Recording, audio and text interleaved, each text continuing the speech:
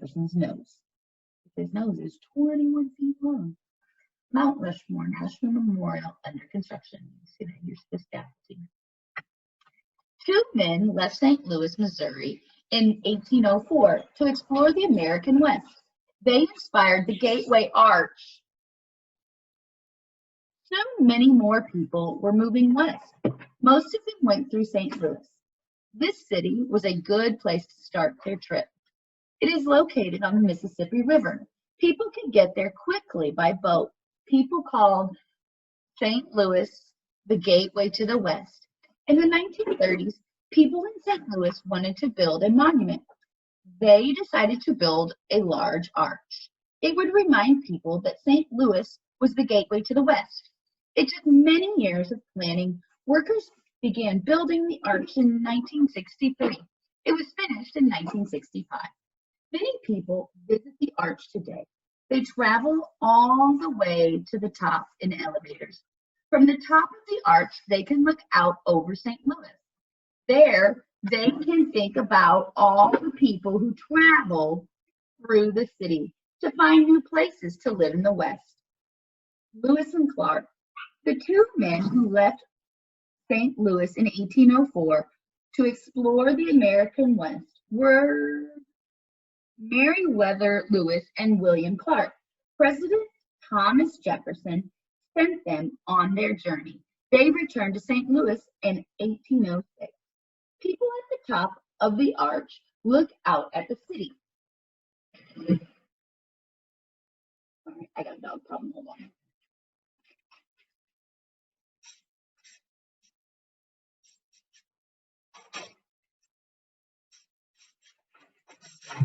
Okay, back. Southern landmarks. In 1724, people from Spain built the Alamo. They built it where San Antonio, Texas is today. It was built to be a mission. Missions are buildings that were used for religious work. Spanish people would live at the mission. They would share their religious ideas with others. In the early 1830s, Mexico controlled Texas, but many people in Texas wanted to be free. They wanted Texas to be its own country. They fought a war against Mexico to be free. The war is called the Texas Revolution. In 1836, an important battle in the war took place at the Alamo. A group of Texans were inside the Alamo. Then the Mexican army arrived. They wanted the Texans to surrender, but the Texans refused. They fired a cannon at the Mexican army.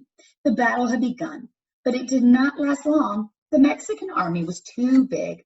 All of the men inside of the Alamo were killed. But later that year, Texas won its freedom. She lived to tell the tale, Susan Dickinson. All the men inside the Alamo died in the battle, but there were women and children who survived. One woman was named Susan Dickinson. She lived to tell the story of the Alamo. People fight at the Alamo. You see the Alamo burning. Washington, D.C. is our nation's capital. There are many landmarks in this famous city. One of these is the Washington Monument. It is a large obelisk. Obelisk. This is a tall column with four sides. It gets narrow and comes to a point at the top. It was built to honor our first president, George Washington. He was a brave and honest leader. He tried to do what was best for America. The monument took a long time to build. The whole thing is made of marble. It was difficult to find enough marble to finish it. It was started in 1848, and it was finally finished in 1884. There is an elevator inside the monument. You can ride it all the way to the top. In 2011, there was an earthquake in Washington, D.C. The monument shook. Stones fell and cracks appeared. The monument had to close so that it could be fixed. Even while closed, the landmark remained a symbol of one of our great leaders. Freedom fighter. George Washington was our first president, but before that, he led the army when America fought for its freedom from Great Britain. He helped America become its own country. Cherry trees bloom next to the Washington Monument.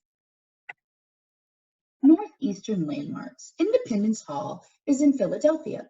It was built in 1756. Independence means freedom. It is a symbol of our country. It is called the birthplace of America.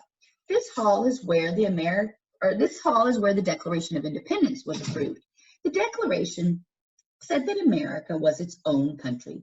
America then fought a war with Great Britain to be free.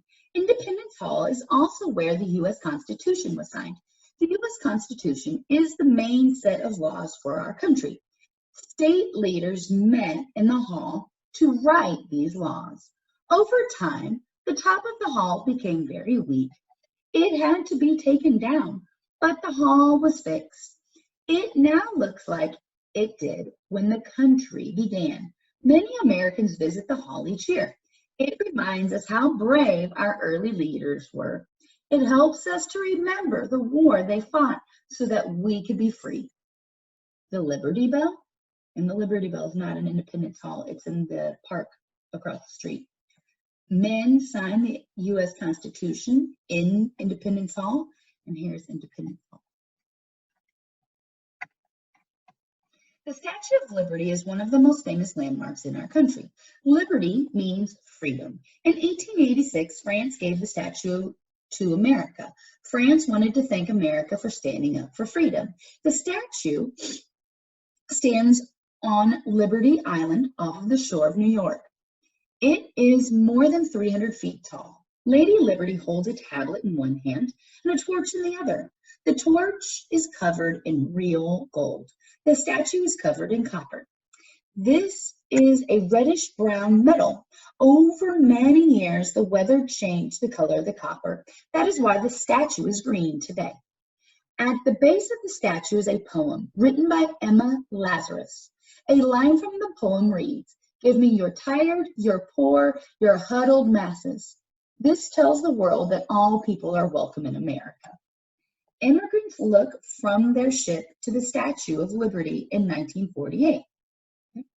Welcome. Long ago, many immigrants came to America. Immigrants are people who move to another country to live there. Most immigrants came by ship from Europe to New York. They would pass by the Statue of Liberty and cheer. Here's Emma Lazarus and poem at the base of the statue right here. Saving our landmarks. There are many amazing man-made landmarks in our country.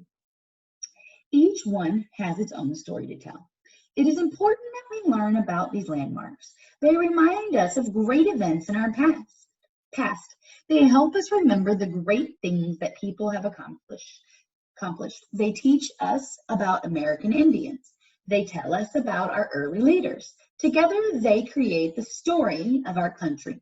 It is important that we preserve these special places. We need to take good care of them. We want them to be around for a long time. We want them to remind us to help teach future Americans about our rich past. There are probably man-made landmarks near you. Think of all the things you can learn by visiting places in your own city or state. Empire State Building, Golden Gate Bridge, Mount Rushmore National Memorial, Statue of Liberty, the Alamo, and the Gateway Arch right there. Sing it. Pick your favorite man-made landmark that you read about in this book. Do some research, then write a song about that landmark. Sing your song to your friends and family, or you can just draw the picture on the worksheet if you want. And here's the Alamo again, the USS Arizona Memorial, and the Golden Gate Bridge. All right, I hope you enjoyed the story. I can't wait to read which landmarks you're most interested in.